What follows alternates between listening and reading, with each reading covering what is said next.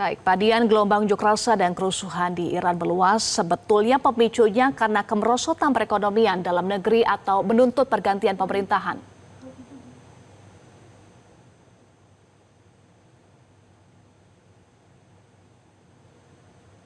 Pak Dian. Siap? Sorry. Baik, sekarang sudah Sorry, dengar? sekali lagi. Oke, saya ulangi pertanyaannya, Pak Dian. Gelombang unjuk rasa dan kerusuhan di Iran meluas. Sebetulnya pemicunya karena kemerosotan perekonomian dalam negeri atau menuntut pergantian pemerintahan atau rezim.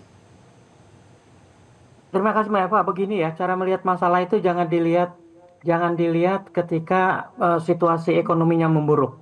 Kenapa situasi memburuk kita sudah tahu karena ada sanksi. Kenapa ada sanksi? Karena ada dugaan Iran bikin senjata nuklir. Ternyata ketika Amerika menyerang Iran bulan Juni lalu, seorang jenderal Amerika pada akhirnya mengakui bahwa tidak ditemukan adanya pusat-pusat nuklir Iran yang dipakai untuk membuat senjata nuklir. Buktinya, bom-bom yang dijatuhkan dijatuhkan Amerika tidak menyebabkan radiasi yang meluas di kawasan yang katanya merupakan kawasan tempat pembuatan senjata nuklir. Itu satu kenyataan yang tidak dibantah siapapun. Kalau dibilang katanya demonstrasi sekarang karena ekonomi, Mbak Eva dan pemirsa, sanksi itu sudah dari tahun 79 dan Iran sudah berhasil menunjukkan dia survive dan bisa membangun. Kalau saya bulan Juni lalu ke Iran, tidak ada masalah di sana. Karena apa? Karena kebutuhan dasar rakyat yang paling penting seperti BBM, seperti terigu, seperti bahan makanan lainnya itu terjaga. Yang meningkat memang inflasi, tapi yang lebih nyata dalam konteks alat-alat elektronik harganya meningkat, alat-alat manufaktur meningkat. Tapi kalau dibilang penyebabnya adalah kesulitan ekonomi, buat saya terlalu mencari-cari karena itu mengalihkan. Isunya adalah sanksi.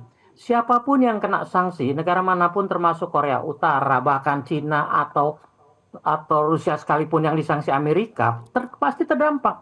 Apalagi Iran disanksi begitu masif oleh semua negara Barat dan ternyata masih survive. Kalau mau jujur lagi, Iran dalam sanksi seperti ini aja masih bisa membantu rakyat Palestina kok. Dalam hal ini kelompok Hamas yang di Gaza itu, negara yang lain mana gitu loh. Kalau dibilang sanksi itu karena ekonomi, buat saya mengada-ada. Baik. Pemimpin tertinggi Iran menyatakan asing kemudian memanfaatkan situasi ini. Pak Dian, menurut Anda situasi yang terjadi saat ini di Iran lebih dominan suara rakyat yang tidak puas dengan ekonomi atau memang implikasi terkait dengan sanksi dan juga dugaan keterlibatan asing yang semakin kuat dalam kondisi saat ini di Iran? Kalau keterlibatan asing sudah bukan spekulasi lagi Mbak ya, itu sudah kenyataan. Bagaimana Iran bisa, Amerika dan kawan-kawannya itu bisa menyabot, misalnya sekarang apa namanya yang terjadi, menyabot demonstrasi yang katanya untuk dalam rangka mengatasi masalah ekonomi, justru mereka merusak infrastruktur ekonomi. Kalau dilihat lagi sepanjang sejarah apa namanya sanksi ini sudah bertahap dan sekarang hampir seluruh bidang yang strategis Iran itu terkena sanksi. Secara teoritis negara manapun tidak akan mampu mengatasi sanksi seperti ini. Tapi Iran masih survive dan masih bisa mengembangkan dirinya. Dia masih bisa mengimbangi militernya Israel dan Amerika sudah merasakan apa akibatnya ketika dia membantu proksinya seperti Israel. Ternyata Iran bisa memberikan perlawanan setimpal. Pusat-pusat pangkalan militer yang menjadi pangkalan buat menyerang Iran ketika itu mampu dihancurkan. Israel mampu diluluhlantakan dengan rudal-rudal Iran. Tapi ada satu lagi yang buat saya agak menyesatkan, sangat menyesatkan. Coba lihat di gambar ini. Ini demonstrasinya pendukung pemerintah ini damai. Dan bisa diambil dari angle dari atas sehingga kelihatan, maaf, kata-kata yang tertera di tagline ini ribuan. Buat saya ini sudah ratusan ribu nih. Dibandingkan dengan sebaliknya, katanya demonstrasi anti pemerintah itu ratusan ribu. Padahal kalau kita lihat tidak ada yang berani mengambil dari atas drone-drone-nya itu. Karena kalau kita lihat orang bisa melihat kok. yang demonstrasi oleh demonstran pendukung Amerika itu tidak rapat seperti ini, coba lihat. Tapi orang bergerak ke satu tempat. Buat saya ada satu lagi yang fatal. Kenapa rakyat sekarang mulai bangkit? Sejumlah masjid sudah dibakar. Itu fatal buat sebuah negara seperti Iran. Siapapun yang membakar berarti menantang sebuah kebijakan yang sudah merasuk ke jiwa raga mereka bahwa Islam Iran adalah sebuah kenyataan, apalagi mereka adalah Syiah. Satu-satunya pemerintah yang menjadi pelindung kelompok Syiah dimanapun di dunia. Mereka tidak akan membiarkan mereka dihancurkan oleh yang namanya Amerika atau apalagi sekedar Israel. Mereka juga adalah sebuah negara berbangsa Persia yang dikelilingi oleh negara-negara berbangsa Arab.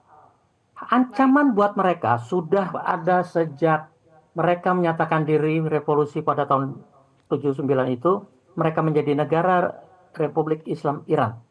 Mereka akan mempertahankan itu sebagaimana mereka bisa mempertahankan peradaban Persia beribu tahun yang lalu. Iya, Pak Dian, dengan adanya keterlibatan juga dari oposisi, kemudian keterlibatan Amerika Serikat, tetapi mayoritas warga Iran juga memahami penggulingan pemerintahan hanya akan menghasilkan kesulitan baru, dan Anda sampaikan dukungan pro-pemerintahan Iran juga besar di sana. Artinya dengan kondisi ini pemerintahan Iran masih kuat ya sampai saat ini, Pak? Buat saya masih kuat, masih solid karena rakyat ada di belakang pemerintahannya. Apalagi sekarang Trump main-main dengan ancaman-ancaman, ancaman sendiri sudah nggak tahu berapa puluh kali ya, ratusan kali mungkin, karena sejak saya datang di Teheran pada tahun 2012 itu saja, Leon Panetta waktu itu Menteri Pertahanannya Amerika sudah mengancam bahwa musim semi, saya datang Februari, musim semi akan ada serangan Israel. Ketika saya tanyakan kepada rakyat maupun pejabat Iran, mereka bilang, kalau ancaman dari Israel sudah dari kapan-kapan dan tidak ada yang pernah terbukti. Nah, sekarang sudah dibuktikan bahwa Israel minta bantuan ke Amerika, ternyata juga tidak mampu, bahkan Amerika pun mungkin akan berpikir lagi. Kalau sekarang Trump mengatakan akan siap dengan segala macam senjata, saya cuma mau bilang begini loh, sama syukur-syukur ada yang menyampaikan Trump, nggak usah lah mikirin Iran deh, mikirin dalam negerinya aja deh, mikir aja mau di-impeach segala macam sama rakyatnya sendiri. Demonstrasi anti-Trump sudah mulai bergulir di kota-kota besar termasuk New York. Baik, Pak Dian, dengan kondisi Iran dan AS yang memanas, ancaman saling serang dalam konteks regional, bagaimana dampak situasi ini ke kawasan Timur Tengah dan dalam konteks global, bagaimana pengaruhnya untuk situasi geopolitik dan implikasinya untuk Indonesia? Singkat saja, Pak Dian. Kalau tingkat global jelas harga minyak akan naik, yang jumlahnya mungkin signifikan. Kalau dibilang dengan kawasan pasti terjadi, dan Iran tidak akan ragu-ragu melakukan balasan yang total, yang akan menimbulkan dampak ke seluruh negara yang ada di Timur Tengah, yang akan menyesal karena mereka sudah menikmati kesejahteraan akibat minyaknya yang selama ini mereka nikmati dengan kemewahan dan sebagainya. Buat Indonesia, karena kita pengimpor minyak, buat saya satu yang harus diwaspadai adalah harga minyak yang melambung, yang membuat kita akan semakin besar subsidi kepada rakyat.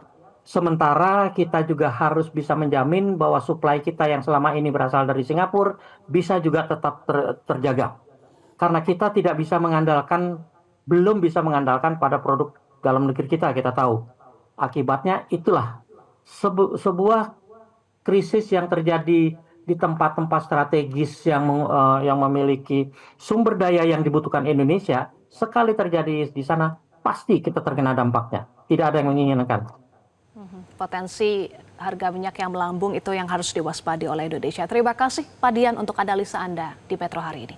Jelajahi cara baru mendapatkan informasi. Download Metro TV Extend sekarang.